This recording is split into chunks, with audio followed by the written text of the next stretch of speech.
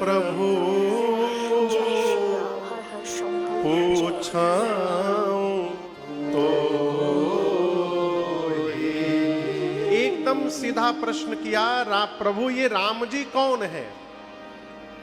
और इसी प्रश्न के उत्तर में कल की पूरी कथा गाई गई, परंतु एक बार भी याज्ञवल्क्य मुनि ने ये नहीं बताया कि राम जी कौन है। क्या बताया?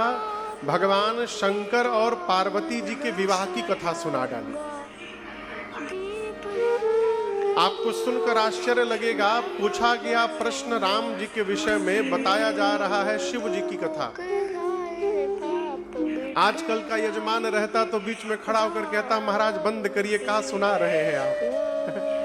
क्या पूछा गया, क्या बता रहे हैं? लेकिन भरद्वाज जी ने याज्ञवल्क्य मुनि को रोका नहीं, उतनी ही श्रद्धा और निष्ठा से कथा को सुनते रहे और मन में ये सोचते रहे कि जब ये शिव जी की कथा सुना रहे हैं तो इतना आनंद मिल रहा है, जब ये मेरे राम जी की कथा सुनाएंगे तो कितना आनंद प्राप्त होगा, इसकी कल्पना करने लगे हैं? और उनके इसी भाव दशा को देखकर याज्ञवल्क्य मुनि भरद्वाज जी को बोल पड़े, हे मुनिवर, अहो धन्य तव जन्म मुनि,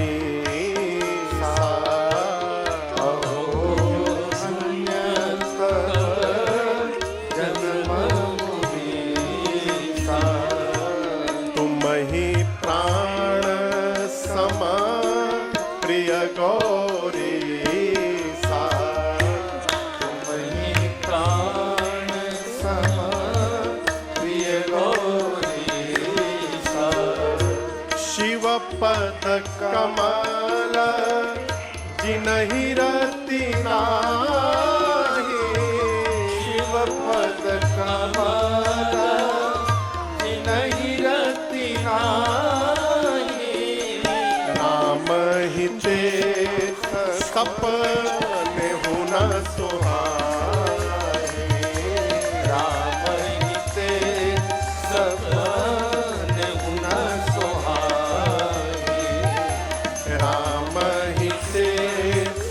सपने होना सुहाए, राम ही ते सपने होना सुहाए। याज्ञवल्क्य मुनि बोले, भरद्वाज जी आप धन्य हैं। आप क्या हैं? बोलिए। धन्य बुझाता ना? बिहार में हम कहता है धन हो बाबा, धन हो। धन्य है। धन्य कौन? खूब बढ़िया बढ़िया मकान बन जाए आदमी धन्य है, ठीक ना? खूब रुपया हो जाए, लॉटरी लग जाए करोड़ों की, जीव धन्य है। धन्य कौन? मनुष्य का शरीर प्राप्त करके और जो भगवान की भक्ति प्राप्त कर लिया है वो जीव धन्य है। धन्य कौन? जो जगत में रहते हुए परमात्मा के विश्वास में आ गया, उनके भरोसे हो गया, वो जीव धन्य है। ते धन्य तुलसीदास आस बिहाई जे हरि रंग रहे। धन्य कौन? जिसके कान जगत के व्यवहार करने के बाद भी सत्संग की ओर दौड़ते रहते हैं। धन्यास्ते कृतिनः पिबन्ति सततम श्री राम नामामृतम।